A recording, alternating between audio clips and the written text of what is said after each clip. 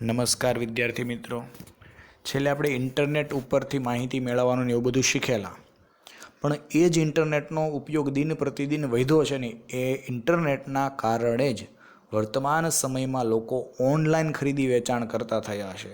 તો આપણે જે ફ્લિપકાર્ટ, એમેઝોન, સ્નેપડીલ વગેરેમાંથી જે વસ્તુઓ ખરીદીએ છીએ તો એ ઓનલાઈન ખરીદી વેચાણનું નામ છે ઈ કોમર્સ. શું કહેવાય છે એને? ઈ કોમર્સ કહેવાય. તો આ બધું કોના દ્વારા શક્ય બન્યું છે? તો ઇન્ટરનેટ દ્વારા અત્યારે ઈ કોમર્સ શક્ય બન્યું છે. તો એ ઈ કોમર્સ કઈ રીતે થાય, એના ફાયદા શું થાય, ઈ કોમર્સ કઈ રીતે ચાલે છે, એના વિશે આપણે આજે માહિતી મેળવવાની છે. તો ઈ કોમર્સ એટલે ઇલેક્ટ્રોનિક કોમર્સ. ઈ કોમર્સ એટલે ઇલેક્ટ્રોનિક કોમર્સ, જેમાં ઇલેક્ટ્રોનિક ઉપકરણો તેમજ માધ્યમોના ઉપયોગ વડે કરવામાં આવતો વેપાર. ટૂંકમાં ઈ કોમર્સ એટલે ઇલેક્ટ્રોનિક ઉપકરણો દ્વારા કરવામાં આવતો વેપાર.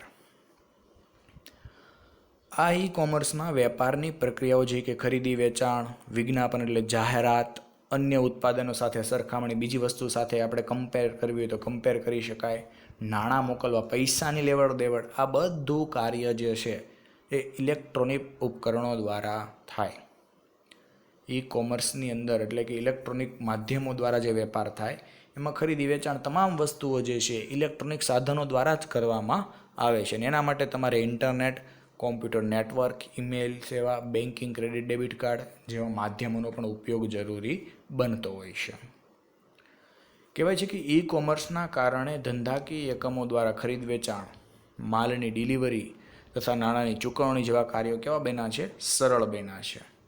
ટૂંકમાં ઈ કોમર્સના કારણે ઘણા બધા કાર્ય સરળ બની ગયા છે. તો આપણે ઈ કોમર્સના ફાયદા સ્વરૂપે પણ એને ગણાવી શકાય કે ઈ કોમર્સ એટલે શું અને એના ફાયદા જણાવો. તો ઈ કોમર્સ એટલે વ્યાખ્યા તો આપણે જોઈ કે ઈ કોમર્સ એટલે કે ઇલેક્ટ્રોનિક ઉપકરણો દ્વારા કરવામાં આવતો વેપાર. અને એના કારણે શું ફાયદા થાય? તો પહેલો ફાયદો શું થયો? ખરીદ વેચાણ કેવું બની ગયું? સરળ. માલની ડિલિવરી મોકલવાનું સરળ બની ગયું. નાણાં ચૂકવણીનું કાર્ય પણ કેવું બન્યું છે? એકદમ સરળ બન્યું. એટલે ઈ કોમર્સના કારણે આ 3 ફાયદા આપણે જોવા મળે. હજુ બીજા ફાયદા પણ છે, આગળ જતાં આપણે જોતા જઈશું. પરિણામે વસ્તુનું ઉત્પાદન ખર્ચ અને વેચાણ વિતરણ ખર્ચ પણ ઓછા થયા. ચોથો ફાયદો કે વસ્તુનું ઉત્પાદન ખર્ચ અને વેચાણ વિતરણ ખર્ચમાં પણ શું થયો? ઘટાડો. કેમ કે ઓર્ડર આવે છે એ પ્રમાણે જ તમારે વસ્તુ બનાવવાની છે, એટલે વસ્તુનો ઉત્પાદન ખર્ચ પણ કેવો થઈ ગયો છે? ઓછો થઈ ગયો. વેચાણ વિતરણ ડાયરેક્ટ કંપનીમાંથી જ ગ્રાહકને માલ મળે છે, એટલે વચ્ચેનો વેચાણ વિતરણ ખર્ચ જે હતો એ પણ ઓછો થયો છે. પાંચમો ફાયદો કીધો, ગ્રાહકોને ખરીદી કરવામાં લાગતો સમય અને ખર્ચમાં ઘટાડો થયો. તમારે બજારમાં ખરીદી કરવા જવું પડતું નથી. ઈ કોમર્સ બજાર જે છે 24 અવર્સ ઓપન હોય, તમે 24 કલાકમાં રાત્રે પણ ખરીદી કરી શકો છો. એટલે ગ્રાહકના સમય અને ખર્ચમાં પણ શું થયો છે? ઘટાડો થયો. આ મેન 5 ફાયદા આપણે ઈ કોમર્સના અહીંયા જણાવ્યા છે. એટલે ઈ કોમર્સના ફાયદા પણ ઘણા બધા જોવા મળે છે. ઈ કોમર્સને કારણે પરંપરાગત વ્યવસાયની પદ્ધતિઓની તુલનામાં ખરીદ વેચાણની સમગ્ર પ્રક્રિયા ખૂબ જ સરળ અને ઝડપી બની છે.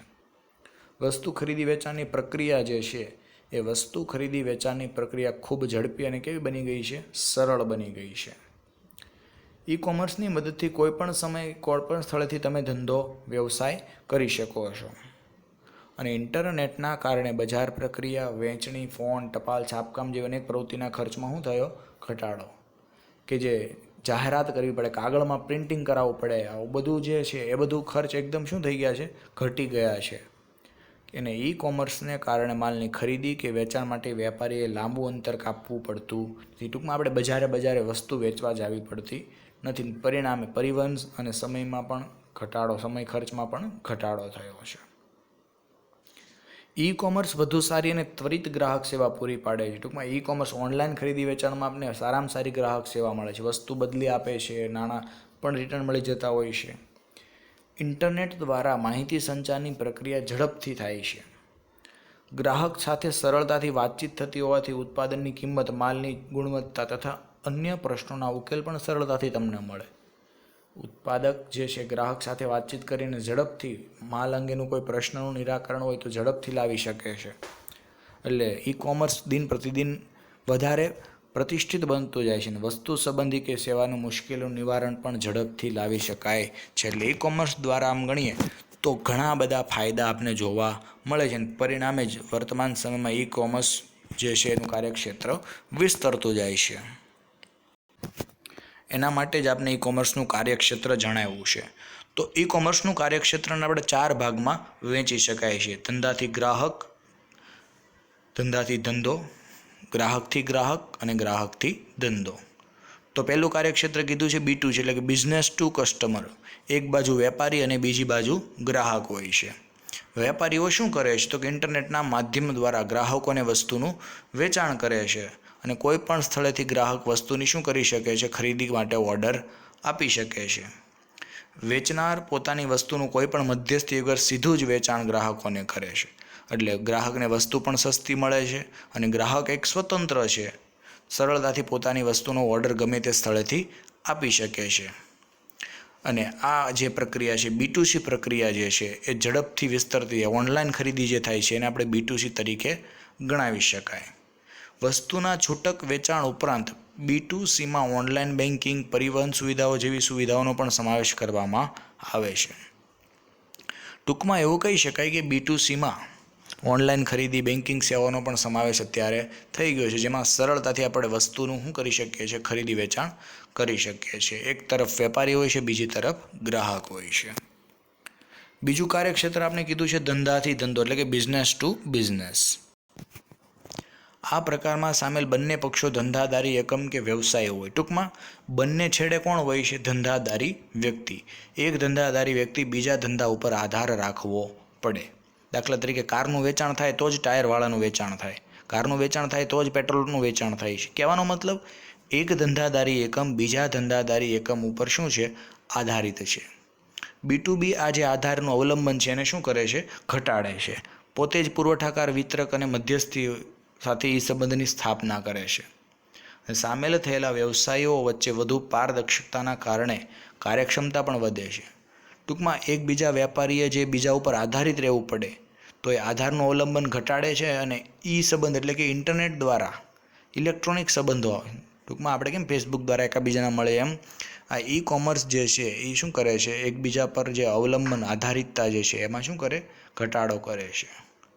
અને B2Bની મદદથી વેપારીઓની સામાન્ય વ્યવસાયિક પ્રવૃત્તિ છે કે પુરવઠો કેટલો બજારમાં મૂકવો, ભાવનું કેટલું નક્કી કરવું, ચૂકવણી કઈ રીતે થશે, આ તમે જોઈ શકો કે ઓનલાઈન વસ્તુ ખરીદો એમાં ચૂકવણીનું માધ્યમ બધામાં એક સરખું જ જોવા મળતું હોય, cash on delivery, net banking, આ તે.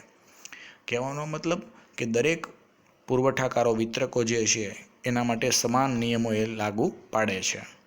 એટલે બીજું કાર્યક્ષેત્ર થયું ધંધાથી ધંધો. આગળ ત્રીજું કાર્યક્ષેત્ર આપણે કીધું છે ગ્રાહકથી ગ્રાહક, એટલે કે કસ્ટમર ટુ કસ્ટમર. તો આ પ્રકારની વ્યવસ્થામાં બંને તરફ કોણ હોય છે? ગ્રાહક. C2C વ્યવસ્થામાં બંને તરફ કોણ હોય છે? ગ્રાહક જોવા મળે કે બંને તરફ ગ્રાહક હોવાથી સરળતાથી વસ્તુ ખરીદી વેચાણ થાય. તો અહીંયા કહે છે વેબસાઇટ પર ઇન્ટરનેટનો ઉપયોગ કરતા વેચનાર કે ખરીદનાર બંને ગ્રાહક હોય છે. કોઈ પણ મધ્યસ્થી વિના ગ્રાહકોને ખરીદી અને વેચાણની ઓનલાઈન સુવિધા પ્રાપ્ત બને. ટૂંકમાં અહીંયા બંને તરફ ગ્રાહક હોય છે અને બંને ગ્રાહક વચ્ચે કોઈ પણ મધ્યસ્થી હોતો નથી, એટલે સરળતાથી વસ્તુનું શું કરી શકે છે? ખરીદી વેચાણ કરી શકે છે. ગ્રાહકે જે કોઈ પણ વસ્તુ વેચવા માટે મૂકવી હોય તે હરાજીની સાઇટ પર વસ્તુ વેચવા માટે મૂકી શકે છે. ગ્રાહકને કોઈ પણ વસ્તુ વેચવા માટે મૂકવી હોય તો એ કોઈ પણ વસ્તુ હરાજીની સાઇટ પર વેચવા માટે મૂકી શકે છે. સામે પણ ગ્રાહક છે, ખરીદવાવાળો વ્યક્તિ, તો એ વ્યક્તિ વસ્તુનો અલગ અલગ ભાવ જણાવશે અને જે વ્યક્તિ દ્વારા સૌથી વધારે ભાવ આપવામાં આવે તે વ્યક્તિને શું કરવામાં આવે છે? વસ્તુનું વેચાણ કરવામાં આવે છે. ટૂંકમાં બંને તરફ ગ્રાહક હોય છે એટલે સરળતાથી વસ્તુનું વેચાણ થાય છે. જેવી આવી હરાજીની સાઇડો OLX ને ક્વિકર, આ બધી જે સાઇડો છે એ હરાજીની સાઇડ પર કહેવામાં આવે કે જેના પર વસ્તુ વેચવા માટે મૂકવામાં આવે અને જે સૌથી વધુ ભાવ આપે છે એમને વસ્તુનું શું કરવામાં આવે છે? વેચાણ કરવામાં આવતું જોવા મળે છે. ટૂંકમાં અહીંયા પણ વસ્તુનું ખરીદી વેચાણ કેવું બનશે? એકદમ સરળ અને ઝડપી બને છે. ત્યારબાદ ચોથું કાર્યક્ષેત્ર આપણે કીધું છે ગ્રાહકથી ધંધો. તો ગ્રાહકથી ધંધામાં એક તરફ કોણ હોય છે? ગ્રાહક હોય છે અને એક તરફ ધંધાદારી વ્યક્તિ. કે ધંધાદારી વ્યક્તિએ ગ્રાહકને શું કર્યું છે? વસ્તુ વિશેની માહિતી આપી દીધી છે. હવે ગ્રાહક શું કરે છે? વસ્તુ ખરીદવા માટેનો ઓર્ડર આપે છે. તો જે કિંમતે ગ્રાહક વસ્તુ ખરીદવા માગતો હોય એ કિંમત ગ્રાહક જે છે એ ગ્રાહક એ કિંમત વેપારીને જણાવશે કે હું જે તે કિંમતે વસ્તુ ખરીદવા માગું છું. અહીંયા ગ્રાહકને વસ્તુ કે સેવાની વ્યાપક પસંદગી મળે, એટલે કે ઘણી બધી વેબસાઇટો દ્વારા વસ્તુ વેચવામાં આવે છે, એટલે ગ્રાહક ઈચ્છે તે વેબસાઇટ પરથી વસ્તુ ખરીદી શકે અને ગ્રાહક ઈચ્છે એ ભાવે આપણી વસ્તુને માગી શકે છે. અહીંયા વેચાણની શરતો અને કિંમત જણાવશે, એટલે ભાવતાલમાં થતો સમયગાળો પણ કેવો છે? એકદમ ઓછો છે. સરળતાથી બંને ભાવ નક્કી કરી અને વસ્તુનું શું કરશે? ખરીદી વેચાણ કરશે. અને આ પ્રક્રિયામાં ચૂકવણી ગ્રાહક દ્વારા નક્કી કરવામાં આવે છે અને સરળતાથી વસ્તુનું ખરીદી વેચાણ પણ શક્ય બનતું હોય. જો તમે સરકારને એક અલગ સંસ્થા તરીકે માની લો તો એનું નેટવર્ક પણ આવી રીતે કંઈક ઊભું થઈ શકે. સરકારથી વ્યવસાય, સરકારથી નાગરિક અને સરકારથી સરકાર. જો સરકારને આપણે એક અલગ સંસ્થા તરીકે જોઈએ તો સરકાર પણ આવી રીતે પોતાનું એક નેટવર્ક ઊભું કરી શકે. એટલે કહેવાનો મતલબ કે ઇન્ટરનેટ દ્વારા ઈ-કોમર્સ થાય, ઓનલાઈન ખરીદી વેચાણ થાય, એમાં 4 પ્રકારનું કાર્યક્ષેત્ર જોવા મળતું હોય છે.